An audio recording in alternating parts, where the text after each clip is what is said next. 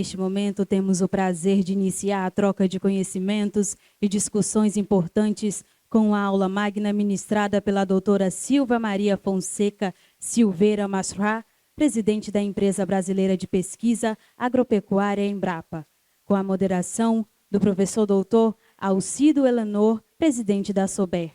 O professor possui graduação em Economia pela Universidade de Kassel, na Alemanha, mestrado em Ciências Agrárias dos Trópicos e Subtrópicos pela Universidade da Alemanha, doutorado também pela Universidade da Alemanha, é pesquisador da Embrapa, Empresa Brasileira de Pesquisa Agropecuária, é presidente da Sociedade Brasileira de Economia, Administração e Sociologia Rural, na gestão 2023-2025, tem experiência na área de economia, com ênfase em economia do agronegócio, atuando principalmente nos seguintes temas: agricultura familiar, agronegócio, desenvolvimento regional, competitividade e viabilidade econômica. Com a palavra, o professor doutor Alcido Elenor.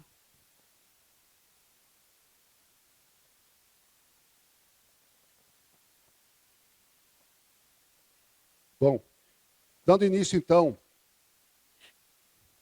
à aula magna desta noite, a gente gostaria de apresentar a doutora Silvia Maria Fonseca Massurá, que é graduada em Análise de Sistemas pela Pontifícia Universidade Católica de Campinas, mestre na área de Automação pela Faculdade de Engenharia Elétrica e de Computação da Universidade Estadual de Campinas, doutora em Computação Aplicada pelo Instituto Nacional de Pesquisas Espaciais.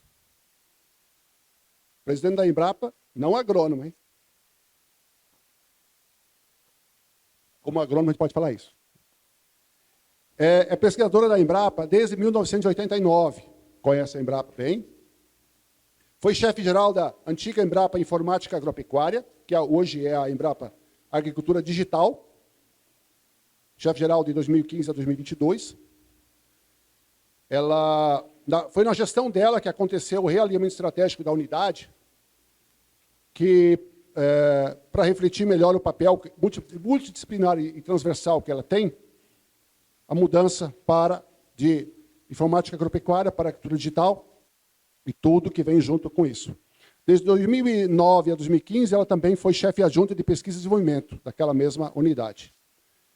Entre as áreas de conhecimento dela estão o desenvolvimento de tecnologias para sistemas complexos ou para soluções interdisciplinares portadoras de futuro, o que se materializa no uso de ferramentas como inteligência artificial, blockchain e internet das coisas.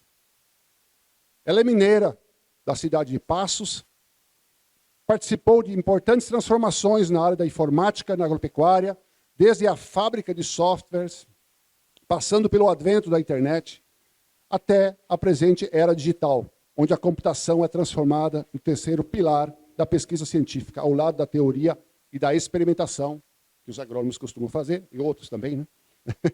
Ela assumiu a presidência da Embrapa em maio do ano passado, como em 50 anos da história da Embrapa, pela primeira vez, uma mulher assumindo a presidência da Embrapa. Doutora Silvia, a palavra agora é sua. Muito obrigado.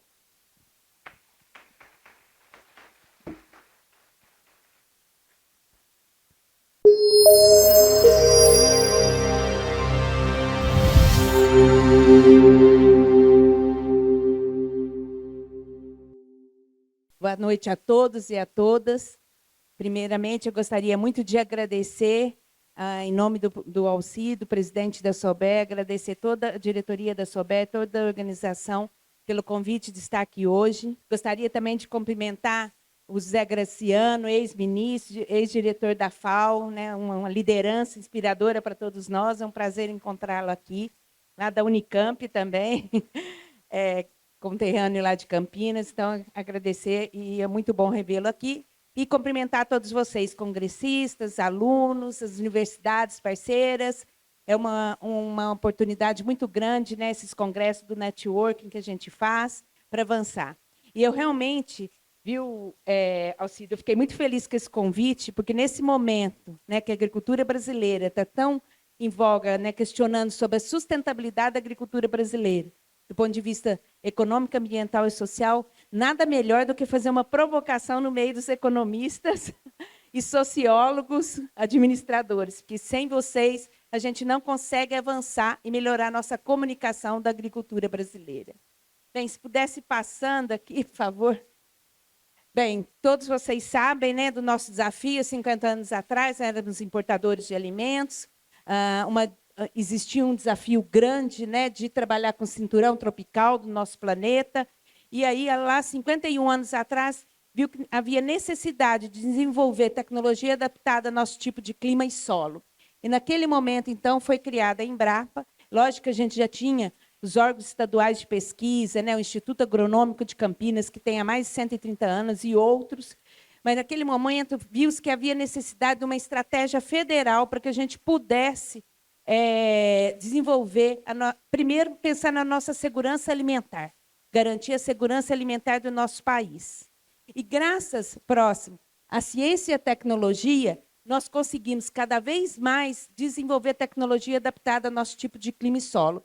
Esse gráfico ele mostra muito bem o que aconteceu nesses 50 anos. Nós expandimos a nossa área plantada em 140% nesses últimos 50 anos. E é só a nossa produção de grãos em 580%.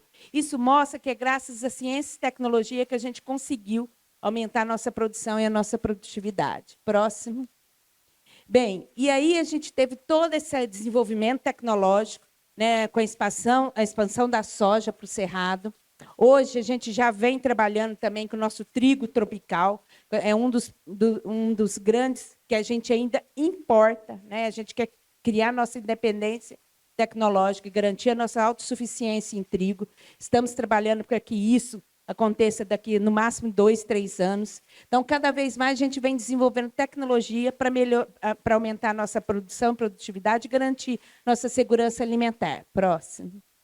Eu gosto desse slide porque ele resume muito bem essa nossa trajetória, né? Primeiro veio a expansão, trabalhar com aqueles solos ácidos, né, que a gente nem imaginava como que eles poderiam virar em solos férteis. Começou, então, treinamento, capacitação, que muitos dos nossos colegas foram para fora do país para conhecer as tecnologias de clima temperado e trazer e adaptar para a nossa realidade. Passamos aí para um segundo momento da intensificação agropecuária.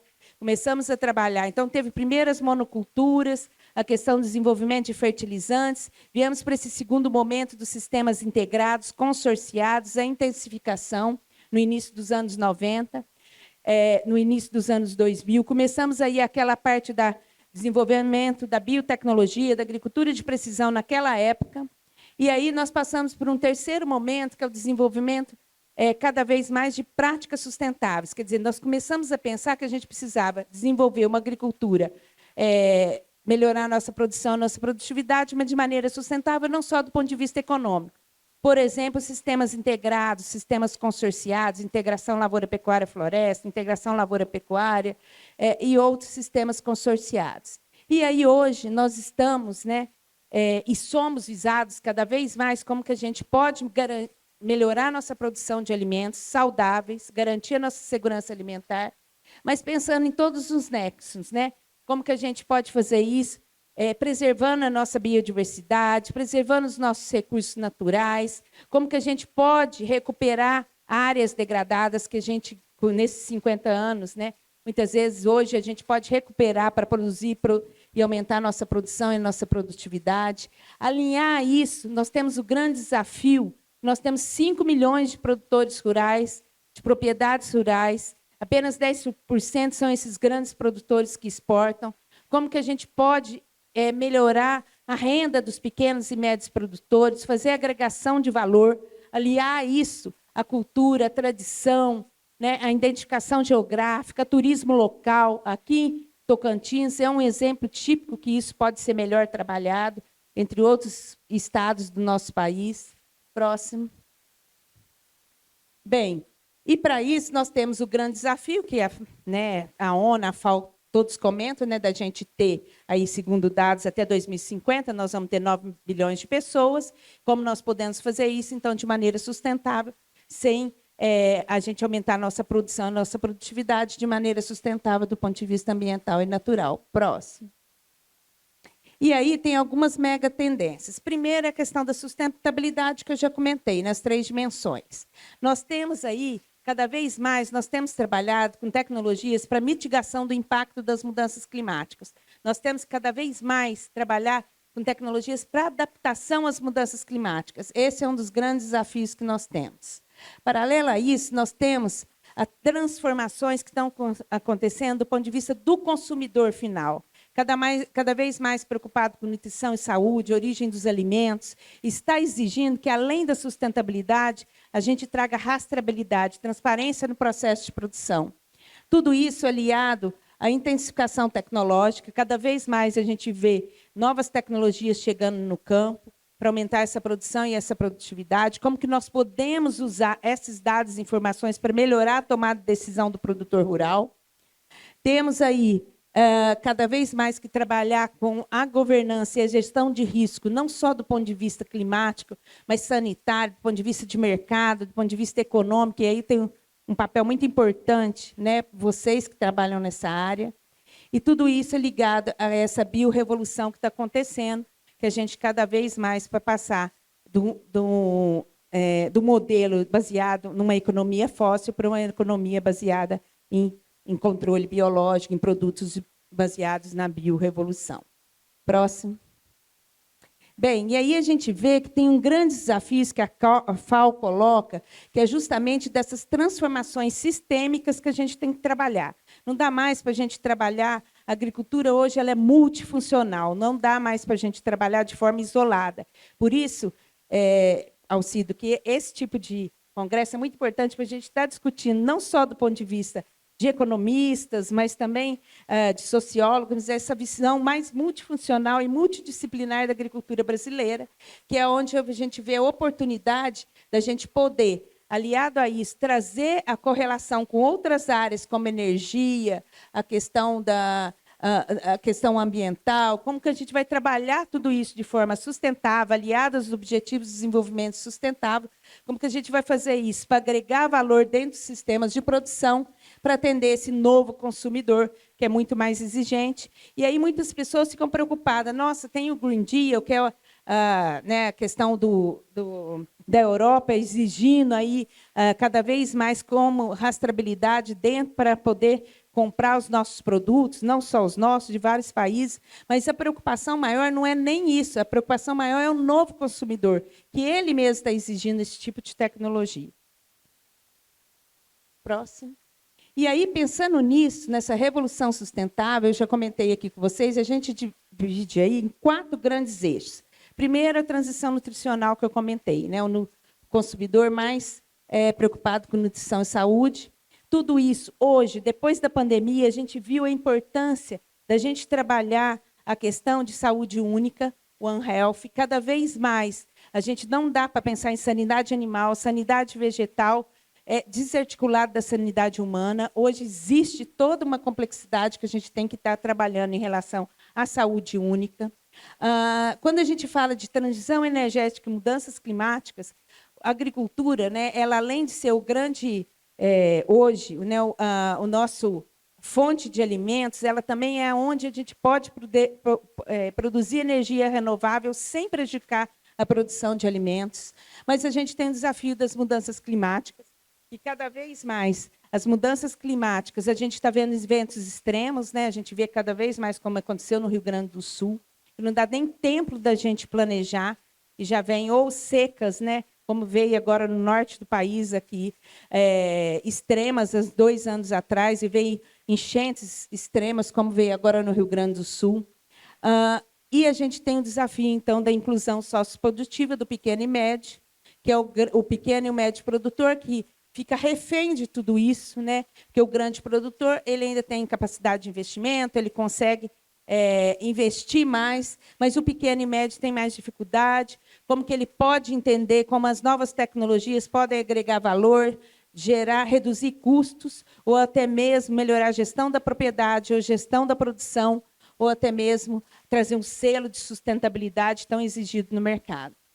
E aí a gente vem no momento que as novas tecnologias, e aí a gente vai mostrar aqui um pouquinho para vocês, a biotecnologia, a nanotecnologia, a automação, agricultura de precisão, digital, elas podem ajudar a melhorar essa inclusão socioprodutiva do pequeno e médio produtor. Próximo. E aí, o que nós estamos plantando nesse momento? A gente fala muito dessa agricultura multifuncional e regenerativa, tem vários nomes, né? Recuperar aí a saúde do solo, a gente voltar, ver o que deu certo, né? Começar aí cada vez mais a otimização dos recursos naturais, preservando os recursos naturais, dos recursos hídricos, como que a gente pode trabalhar com tudo isso, plantando, né? Produzindo e preservando ao mesmo tempo. Tem toda uma discussão em relação à descarbonização das cadeias produtivas. Hoje, em 51 anos, no Brasil, a gente já tem como, a partir de dados e informações que a gente gerou nesses 51 anos, calcular essa pegada de carbono, a gente analisar para os diferentes biomas, para as diferentes cadeias produtivas, para os diferentes sistemas de produção, quais as técnicas, práticas mais sustentáveis que a gente pode diminuir essa pegada de carbono. Atrelada a tudo isso, vem essa discussão da gente passar, né, dessa rota baseada em combustíveis fósseis, em produtos baseados em combustíveis fósseis, para a gente passar para uma pauta, para uma agenda baseada em bioeconomia, em bioprodutos, bioenergia. Temos aí novas tecnologias, como edição gênica, tecnologias quânticas que podem ajudar a gente, né, a avançar mais rapidamente em toda essa discussão. Automação, agricultura digital. A gente vai falar aqui um pouquinho para vocês, e a rastreabilidade como uma oportunidade também da gente trazer essa transparência ao processo de produção. Bem, falando de bioeconomia, eu acho que é importante, pode passar para o próximo, ressaltar, né, uma rota que a gente tem que estar pensando aí em cima dessa passagem, né, do fóssil para os bioprodutos, biofertilizantes, bioinseticidas, biocombustível, bioenergia. A gente tem trabalhado na agricultura muito nessa rota da bioeconomia. Hoje tem um Plano Nacional de Bioinsumos do governo federal, que a gente já vem trabalhando, como cada vez mais, criada aí pelo Ministério da Agricultura, cada vez mais como incentivar, né, os produtores a utilizar esses bioinsumos, esses bioprodutos. Próximo. E aí a gente tem a gente vem construindo caminhos para ajudar justamente o pequeno e o médio produtor, como que a gente pode avançar nesse roteiro da bioeconomia brasileira, usando aí desde a biotecnologia avançada. Hoje mesmo estava comentando aqui com a Dani e a Alice, lá da Embrapa Pesca, né, a importância da edição gênica também aí na aquicultura. A gente vendo em vários produtos, em várias cadeias produtivas, muitas vezes o pessoal pensa que isso só está ligado a grãos. Não, hoje a gente já está usando edição gênica para trabalhar com outras culturas, né, um exemplo aí na aquicultura. Insumos biológicos, bioprocessos, bioprodutos, a parte de fibras e biomassa industrial. Então, o pessoal da Embrapa Agroenergia aí também, que a gente já tem avançado com vários produtos nessa área. Manejo dos recursos naturais, biodiversidade, serviços ecossistêmicos. Então, todo nessa trilha aí, tudo isso visando o quê? Garantir a segurança alimentar, mas também a segurança do alimento, a diversificação, agregação de valor e redução de perdas. É o nosso objetivo. Próximo. Aqui são alguns dados, como esses produtos biológicos registrados no nosso país têm avançado cada vez mais, e a gente vê aí, principalmente esses baseados em micro-organismos, né, que é o azulzinho ali, como tem avançado e crescido no nosso país, em comparação aí aos bioquímicos. Como que a gente pode, e aqui eu trouxe até um dado que a gente sempre analisa, a base disso tudo que iniciou há 20, 30, 40 anos atrás, com a fixação biológica de nitrogênio, né, que foi um dos primeiros bioprodutos, vamos dizer aí. Hoje ela traz uma economia anual de 16,4 bilhões de dólares, né, para a nossa economia no país. Bem, e aí, quando a gente fala de bioeconomia, de bioprodutos, bioinsumos, a gente vem com a biotecnologia hoje, que é uma área que tem avançado bastante nessa área, tanto para a área de genômica, quanto a parte de biotecnologia vegetal, animal. A gente tem avançado tanto na clonagem, né, de novas plantas resistentes a estresse hídrico, a doenças, né, para enfrentar as mudanças climáticas. A gente tem trabalhado também na clonagem para melhoramento genético de espécies animais e também resistente a doenças. Próximo. Aqui eu trouxe 2 exemplos, né, que a gente acabou de aprovar em 2022, com edição gênica, que a gente aprovou a primeira genoma de uma soja, né, resistente a alguns fatores antinutricionais. E agora, em 2024, foi o primeiro suíno resistente à síndrome respiratória reprodutiva. Então, também com edição gênica, né, algo que a gente tem avançado no nosso país. Né? A Embrapa, há mais de 12 anos, ela tem uma unidade mista de genômica aplicada a mudanças climáticas, em parceria com a Unicamp, trabalhando já como se identificar variedades tolerantes à seca, já prevendo aí o aumento de temperatura, que na nossa previsão era que esse aumento viesse para 2030, esse 1,5 aumento estava previsto nos estudos que a gente vinha fazendo em parceria com a Unicamp.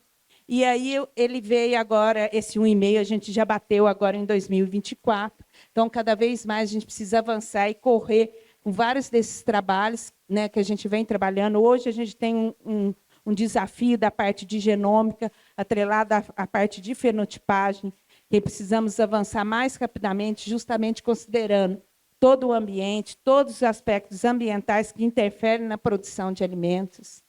Próximo. Falando um pouquinho de clima. Próximo.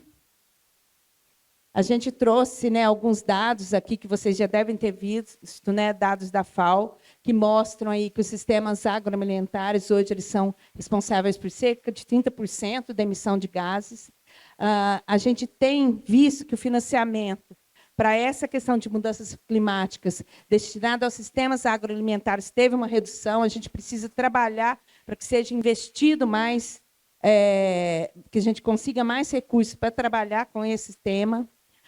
A gente tem aí, hoje, um conjunto de áreas degradadas, né, aproximadamente, que atinge mais de 3 bilhões de pessoas, e mostra que a agricultura representa aí 72% do uso de água doce do mundo. Bem, e aí, nessa linha, a gente tem trabalhado muito, além de políticas públicas, e aí eu comento com vocês, desde uma política pública, que é o zoneamento agrícola de risco climático, que já tem mais de 20 anos no nosso país, que subsidia o crédito rural e o seguro rural no nosso país.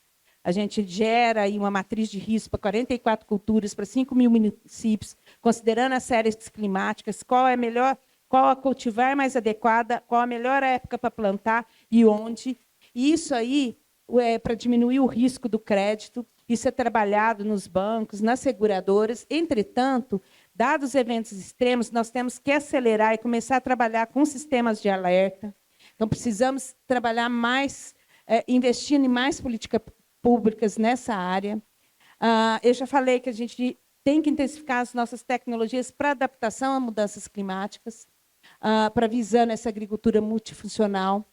E a gente tem um grande desafio, que é a recuperação de áreas degradadas no nosso país. Nós temos aí 190 milhões de hectares, que hoje é uma oportunidade desses 190 milhões de hectares de pastagens, áreas de pastagens degradadas, 40 milhões de hectares têm aptidão agrícola.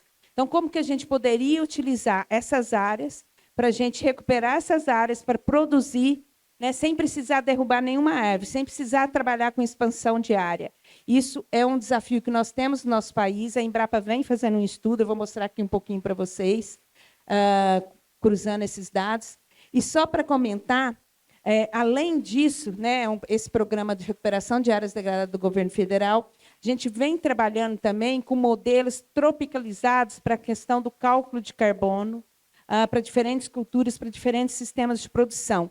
Então, a gente tem desenvolvido uma calculadora para pegada de carbono. A gente começou isso no âmbito do Renova Bio, que era uma política pública para incentivar a produção de biocombustíveis.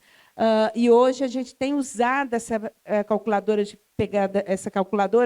para calcular sistema de produção de leite, de carne, de outras culturas, café, porque a gente hoje, com os dados que a gente tem, a gente consegue fazer isso, e a gente precisa, então, gerar modelos tropicalizados para a gente mostrar, né, a gente ter números, indicadores, E por isso que aqui eu acho que essa provocação aqui no SOBER eu acho interessante, porque a gente precisa muito dos economistas, né, dos administradores, sociólogos, que ajudem a gente com esses números também, que a gente tem esses números, como que a gente vai gerar esses indicadores para mostrar realmente quais os sistemas de produção mais sustentáveis, para que a gente possa divulgar e incentivar os produtores rurais, mas também melhorar a comunicação da nossa agricultura. Próximo. Então, a gente tem trabalhado muito nessa linha, desde a agricultura de baixo carbono, que foi implantada em 2010. A gente tem trabalhado o programa do RenovaBio, a carne de baixo carbono, leite de baixo carbono, soja de baixo carbono, todos eles numa linha de fazer essa ideia de tropicalizar os índices. E aí, a Embrapa lançou, em 2024, o Integra Carbono Embrapa, onde a gente está coletando todos esses dados numa plataforma para a gente disponibilizar índices de referência para a agricultura tropical. Próximo. E aí a nossa ideia é que a gente dê subsídios, né, para a gente pensar e conseguir calcular e mostrar, entrar nesse mercado de carbono, mas de forma que a gente tenha dados, informações, referência da agricultura tropical. Próximo. Bem, no Programa Nacional de Conversão de Pastagens Degradadas, né, aí lançado pelo governo federal recentemente, a gente tem trabalhado, pode passar para o próximo, numa análise dos dados, os dados de pastagem com os dados de aptidão agrícola. Coloquei aqui só um exemplo para vocês. A gente fez um estudo com o total de pastagens degradadas, o nível que são consideradas severa e intermediária, junto com a potencialidade agrícola, boa e muito boa. Cruzando esses dados, a gente viu que tem mais de 28 milhões de hectares para a gente trabalhar nos diferentes estados, para a gente trabalhar com essa recuperação de áreas, para a gente melhorar a nossa produção. E não é só grãos ali. Quando você vai para o Nordeste, você vê a possibilidade de estar trabalhando com outros tipos de culturas, com outros tipos de sistemas consorciados. Quando você vai... Então, dependendo da região do país, como que você vai trabalhar com essa aptidão agrícola, você pode até transformar uma pastagem mal manejada para uma pastagem bem manejada também. Então, existem vários estudos e mais de 12 milhões para a restauração florestal no nosso país. Próximo. Bem, eu acho que eu já comentei do ZERC, eu só trouxe aqui para vocês esse, que é um exemplo de política pública que a Embrapa trabalha há muitos anos, parceria com todo o setor produtivo, envolve mais de 15 instituições dos vários estados, e é bem interessante porque mostra como que a gente, trabalhando em rede, a gente pode, né, validar os dados com o setor produtivo em cada região, cada estado, e hoje isso gera uma economia de 8,7 bilhões anualmente, uma média, tá, para o Brasil. Já teve ano que ele gerou uma economia de 12 bilhões, inclusive. Então, é para a gente mostrar como esse tipo de política pública, usando dados e informações do que a gente gerou até agora, pode ajudar o nosso país. Bem, e aí a gente tem um novo desafio. A gente fala muito da evolução, e aí fala de agricultura 1.0, que é quando começou a nossa agricultura, com tratos mais intensivo em mão de obra. A gente foi evoluindo, já falei aqui, a Revolução Verde, as monoculturas, depois os sistemas consorciados, e aí veio toda essa automação, agricultura de precisão e digital, e nós estamos num novo momento de uma nova revolução, onde a gente traz a agricultura regenerativa e como a gente pode trabalhar isso integrado com a economia circular, com toda essa questão de preservação e usando essas novas tecnologias, a biotecnologia, a engenharia genética, como que a gente pode usar a agricultura digital, fala-se muito de inteligência artificial, blockchain, como que a gente usa isso a favor dessa agricultura regenerativa. Próximo. Só para vocês terem uma ideia, tem um dado que mostra que essa nova era da agricultura, da digitalização, que está acontecendo em vários setores da economia, que na agricultura não seria diferente. E tem um impacto que mostra que só o uso de inteligência artificial na agricultura pode gerar aí 23 bilhões, né, até 2028, movimentar 23 milhões até 2028. Então, isso explorando, porque hoje nós temos que pensar dados e informações que nós temos em toda a cadeia produtiva, desde a pré-produção, na produção e na pós-produção, né, do plantio, a colheita e na pós-produção também. Cada vez mais nós temos dados heterogêneos.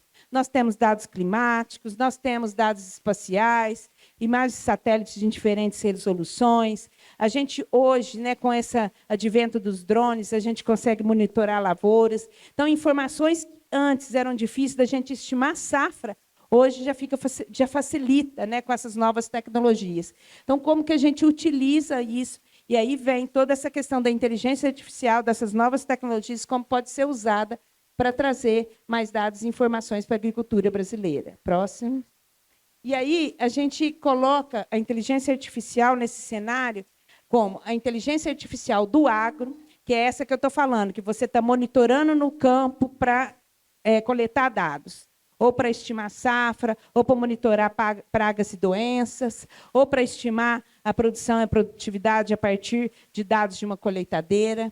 Você tem a inteligência artificial para o agro. O que é isso? Você pode usar os dados e informações para melhorar a extensão rural no nosso país. A gente está falando da necessidade de melhorar da inclusão socioprodutiva para o pequeno e médio produtor. Como você pode usar a inteligência artificial, por exemplo, em cima de dados e informações para melhorar a extensão rural no nosso país, a assistência técnica para o pequeno e médio que tem mais dificuldade e tem inteligência artificial pelo agro. O que é isso? Como que você pode usar tudo isso, esses dados e informações, para subsidiar novas políticas públicas que melhorem, então, visando aí sempre segurança alimentar, combate à fome e a garantia a segurança do nosso alimento. Próximo. E aqui eu trago alguns exemplos, mas eu vou passar rapidamente. Na área de visão computacional, hoje você classifica frutos dentro da fazenda, você pode estimar, contar frutos, estimar produção, estimar produtividade a partir da visão computacional. Você pode, próximo, trabalhar hoje com a internet das coisas, por exemplo. Esse exemplo aqui, você pode trabalhar, você tem dados, você tem um colar que mede os dados fisiológicos do animal, você tem dados de microclima, e você pode cruzar esses dados com os dados da balança da passagem do animal, e, com isso, você pode melhorar a nutrição do animal, visando aí o ponto de abate. Então, existe hoje várias tecnologias que você pode usar, e usar a inteligência artificial, a conectividade, para gerar dados e informações e melhorar o sistema de produção. Esse é um exemplo. Aqui é um outro exemplo que hoje, a partir de ondas cerebrais, a gente já consegue montar bases de dados. Isso é um trabalho que está sendo feito com uma empresa.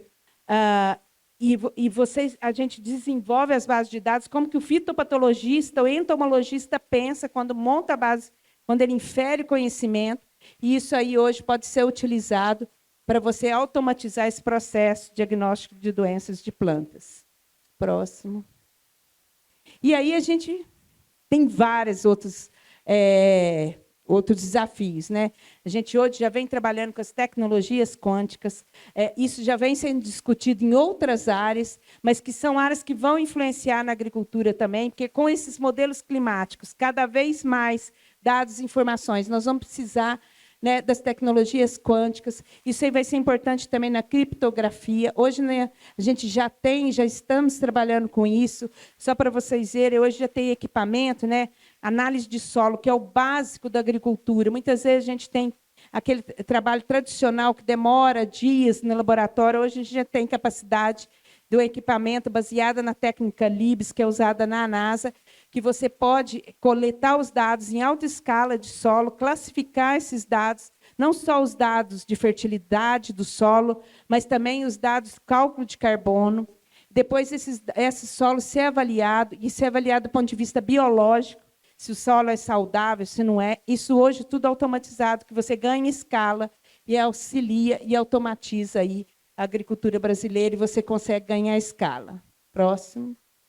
E a gente tem todo um roadmap hoje, pensando, fazendo uma analogia do que hoje se faz nas indústrias, de como você pode automatizar. No início, o Alcido comentou, né, que essa discussão da computação como terceiro pilar da pesquisa, junto com a teoria e com a experimentação. Hoje, o nosso roadmap é visando que a agricultura brasileira, você vai trabalhar com a ideia de você poder simular mais o computador, para quando você for para campo, você reduz custo e vai mais diretamente com os experimentos, né, mais focado emendas para emendas para você diminuir o custo da pesquisa. Então, hoje, você focando aí nos gêmeos virtuais, passando hoje da visão computacional que eu passei aqui, você focando aí na ideia de gêmeos digitais, onde você simula tudo no computador, né, para você depois ir para campo. Então, hoje você já tem dados, já tem tecnologia, já tem informações que você pode fazer essa simulação. Próximo.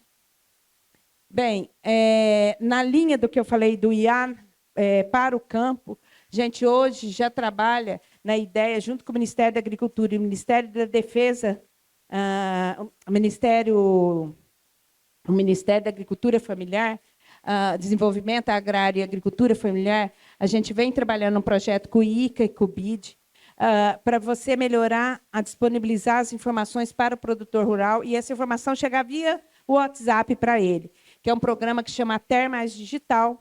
Então, o produtor, o agrônomo, o extensionista, ele é uma plataforma onde você recebe os dados, mas você pode interagir. Né? Não sei se vocês conhecem, tem um livro da Embrapa que chama 500 perguntas, 500 respostas. Você trabalha com chatbox nisso, com inteligência artificial, e você responde às dúvidas do extensionista. Então, hoje, isso já está sendo validado no Nordeste. Começou com feijão calpi, com apicultura, para o pequeno e médio produtor. Então, é bem interessante, tem mais de 14 unidades, mais de 26 produtos que está sendo desenvolvida em parceria com o MDA e com o MAPA. Próximo. Bem, e além disso, a gente tem trabalhado também, a Embrapa, por ser uma empresa de pesquisa, e aí todos que estão aqui, né, universidades, os órgãos estaduais de pesquisa, a gente cada vez, a gente chegou nessa agricultura graças a esse Sistema Nacional de Pesquisa Agropecuária. Mas nós estamos vivendo um outro momento, né? Um momento que a gente está vivendo, um momento do novo ecossistema de inovação agrícola. Então, além, né, desses parceiros, né, seja a Embrapa, os órgãos estaduais de pesquisa, universidades públicas e privadas, parceria público-privada, a gente tem as startups hoje, que é um modelo da tecnologia chegar mais rapidamente também ao produtor rural. Essa aqui é uma evolução que a gente acompanha junto com o Ministério da Agricultura desde 2000.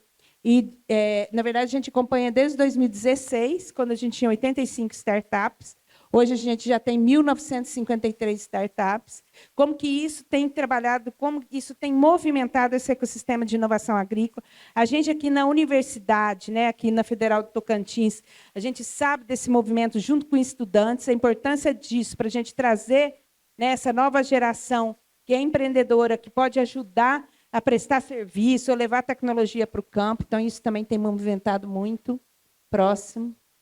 Bem, e além disso tudo, acho que vai ser discutido aqui, aí eu estou com meus colegas aqui da Embrapa Pesca e Agricultura, que podem falar muito melhor que eu, e vão falar aqui, toda essa discussão que a gente tem que ver, esse novo momento da economia azul. A gente tem sido muito demandado de como trabalhar melhor esses micro-organismos também, né, dessa economia azul, para movimentar. Acho que aqui no Tocantins é uma grande oportunidade disso.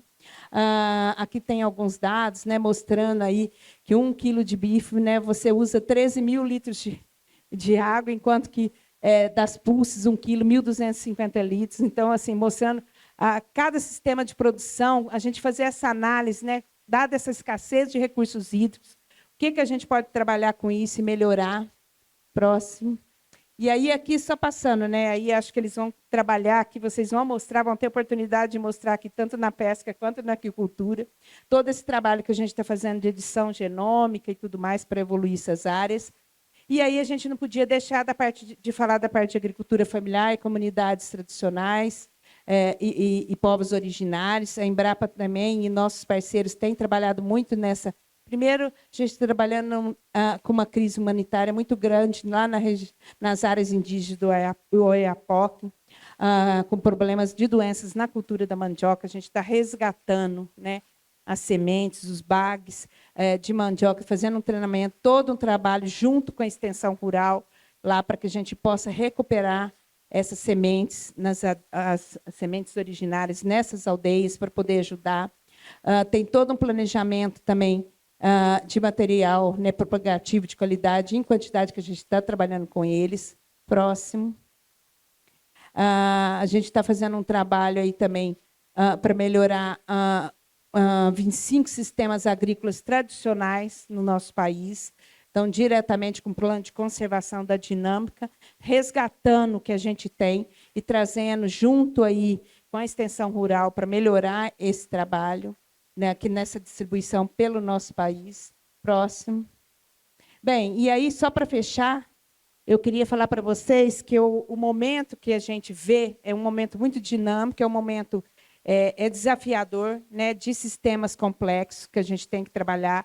Não dá mais para a gente trabalhar as disciplinas em paralelos. E vocês que são economistas, né, como o Alcido falou, eu sou da área de computação também, a gente sempre trabalha com os problemas dos outros, né, fazendo análise dos problemas de outros setores. E aqui a gente vê que, muitas vezes, as disciplinas hoje elas têm que trabalhar de forma integrada. A gente vê hoje que esse futuro dessa agricultura sustentável nas 3 dimensões, e multifuncional e multidisciplinar, a gente, lógico, tem que investir cada vez mais em pesquisa e inovação. E lembrar que o que nos trouxe até aqui foi investimento em pesquisa e inovação, assistência técnica, políticas públicas e crédito rural, que trouxe tudo isso para que a gente pudesse chegar nessa agricultura que a gente chegou hoje, ser essa referência em agricultura tropical. Mas a gente não pode esquecer que hoje a gente tem essas novas tecnologias, não dá mais para a gente pensar na nossa agricultura e desenvolver uma agricultura no mesmo modelo que a gente desenvolveu há 50 anos atrás. Hoje a gente tem que trabalhar nessa convergência dos átomos, genes, bits e neurônios, quer dizer, todas essas disciplinas de forma como que isso vai ser usado para agregar valor, melhorar o sistema de produção, aumentar a produção e a produtividade de maneira sustentável, e também pensar, principalmente, na inclusão socioprodutiva dos pequenos e médios produtores. A gente tem um desafio grande de diminuir esse gap, né, desses 4 milhões, pelo menos tem uma faixa de 3 milhões de produtores que a gente pode trabalhar para agregar mais valor, para melhorar a renda, e aí diminuir esse gap que existe do pequeno e médio produtor.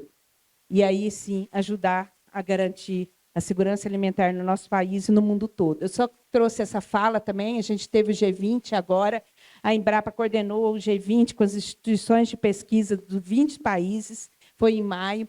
O professor Ratan Lal, né, Nobel da Paz, esteve lá, e frisando, né, que a questão de paz global, que é um dos grandes desafios que a gente tem, é uma questão de ciência e passa pela segurança alimentar, né, no mundo todo. E aí também trazer um desafio, aí eu trago aqui para o Sober também, e aí justamente em cima que a gente precisa, todo mundo fala, precisa melhorar a comunicação da nossa agricultura, seja da agricultura, vamos dizer, o agronegócio, a agricultura empresarial, ou da agricultura familiar, que muitas vezes a gente não está chegando dada a informação, né, para o pequeno e médio produtor.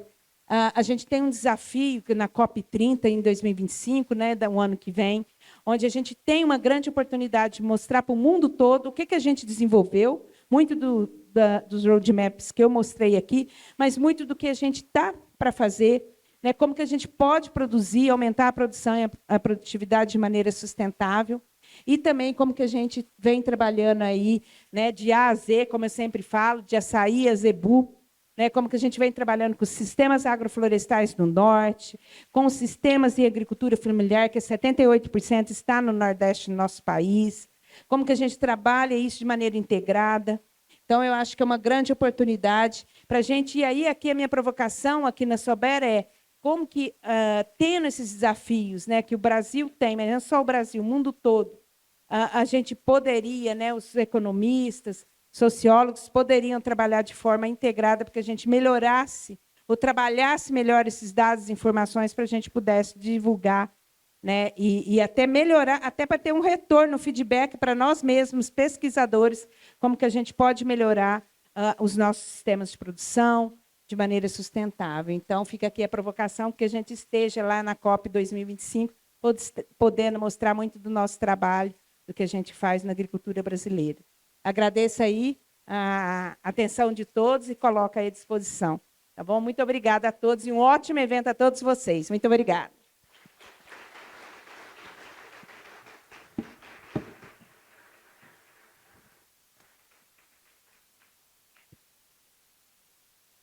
Doutora Silvia, obrigado pela com esse conjunto de aspectos a senhora trouxe. Acho que uma série de provocações para nós que somos aquilo que na Embrapa a gente chama de socioeconomistas, mas nós temos os economistas, os administradores, sociólogos. Eu acho que várias dessas questões elas vão nortear os próximos dias do Congresso da SOBER. Então, muito obrigado por essa aula que a senhora deu para os soberanos e soberanas. Temos aqui uma pequena lembrança do Congresso. Obrigado por proporcionar essa aula magna a gente. E temos uma segunda, porque nós temos uma situação inusitada. A nossa palestrante da aula magna faz aniversário hoje. Então, para encher a sua mala para voltar para casa, mais um presentinho.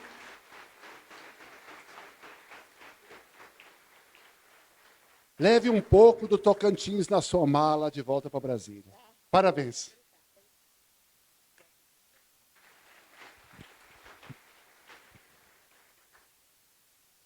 E a gente, obviamente, temos uma programação. Então, é do Tocantins para levar para Brasília. Leva um pouco do Tocantins com a senhora. Temos um compromisso importante também, logo na sequência, né? Mas eu vou deixar isso para a cerimonial, que vai explicar nos detalhes. Aqui próximo, uma vista maravilhosa. Não perca. Obrigado.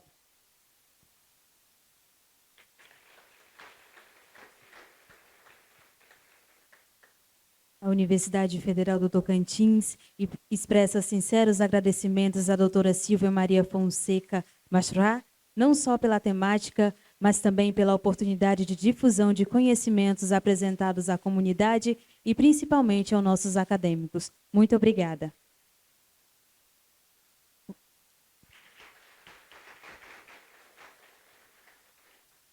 E neste momento convidamos o senhor Lucílio Alves, coordenador científico do 62º Congresso da SOBER, para prestar uma homenagem e agradecimento ao professor doutor Alcino Helenor, presidente da SOBER.